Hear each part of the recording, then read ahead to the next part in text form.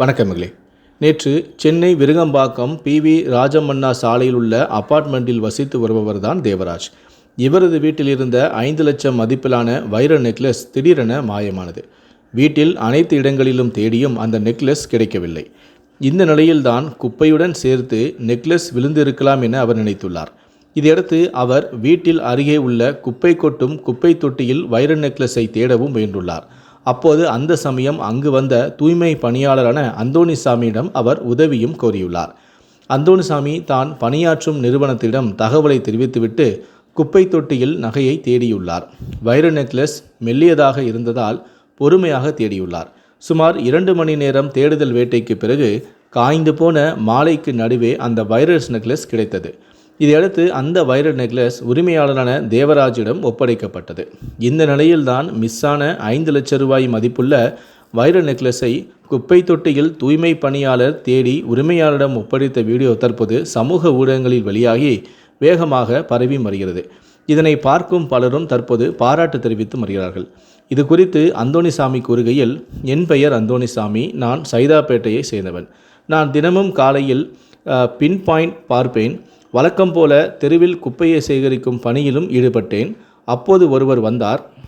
அவர் என்னிடம், எப்பா ஒரு உதவி செய்றியா, வீட்டிலிருந்த நகை மிஸ் ஆகிவிட்டது, பொண்ணு கல்யாணத்துக்காக வைத்திருந்த நகைப்பாது என கூறி குப்பை தொட்டியில் தேடி தரும்படி கூறினார். இதையடுத்து நான் சூப்பர்வைசரிடம் தகவலை கொடுத்தேன். அவரும் வந்தார். அதன் பிறகு குப்பை தொட்டியில் நகையை நாங்கள் தேடினோம். 2 மணி நேரம் தேடிய பிறகு அவரிடம் நகையை எடுத்து கொடுத்தேன். நகையை பெற்றுக்கொண்டவர், ரொம்ப நன்றிப்பா, இந்த நகை கிடைக்காது என நினைத்தேன் என்று கூறி தேங்க்யூ கூறினார். நான் இந்த பணியில் சேர்ந்து 4 ஆண்டுகள் ஆகிறது. நான் பணியாற்றும் கம்பெனியில் இருந்து போனஸ், PF, இன்கிரிமெண்ட், சம்பளம் தருகிறார்கள். அதன் பிறகும் நான் ஏன் வெளியே மற்றவர்களை நம்ப வேண்டும்? நிம்மதியாக இருக்கு, சந்தோஷமாக இருக்கிறது. எனக்கு எந்த குறையும் இல்லை. கம்பெனி எல்லா வசதியும் தருகிறது. நான் இஷ்டப்பட்டு இந்த பணியை நான் செய்து வருகிறேன். எல்லா தொழிலும் அனைவரும் நேர்மையாக இருக்க வேண்டும். ஒரு தொழிலில் யாரோ செய்யும் தப்பால் மற்றவர்களுக்கு கெட்ட பெயர் வருகிறது. எங்கள் தொழிலில் ஒருவர் செய்யும் தவறால் எங்களையும் பாதிக்கிறது.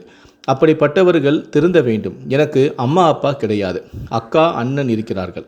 அவர்கள் தனியாக இருக்கிறார்கள். நான் இந்த வேலையை நம்பிதான் இருக்கின்றேன். எனக்கு கம்பெனி உபகரணம் முதல் சம்பளம், போனஸ், PF, சம்பள உயர்வும் தருகிறது. இதனால் நான் கம்பெனிக்கு உண்மையாக இருக்கின்றேன். இந்த வேலைதான் இன்று வரை என்னை காப்பாற்றுகிறது. இதனால் இந்த வேலையை நான் காதலிக்கின்றேன். இந்த பணியின் மூலம் நேர்மையாக உழைத்து 10 ரூபாய் கிடைத்தாலும் அது எனக்கு போதும் என்று அனைவரையும் கலங்க வைத்துள்ளார். அது மட்டுமின்றி அப்பா அம்மா இன்றி ஏழ்மையான சூழலிலும் கூட அடுத்தவர்களின் நகைக்கு ஆசைப்படாமல் அவர் ஒருவர் கேட்டவுடன் குப்பையில் 2 மணி நேரம் தேடி 5 லட்சம் ரூபாய் மதிப்பிலான வைர நெக்லஸை தேடி கொடுத்ததன் மூலம் அவர் ஹீரோவாகியும் உள்ளார். இந்த அந்தோணிசாமி தொடர்பான வீடியோ தற்போது சமூக ஊடகங்களில் பரவி வரும் நிலையில் அனைவரும் அவருக்கு பாராட்டு தெரிவித்து வருகிறார்கள்.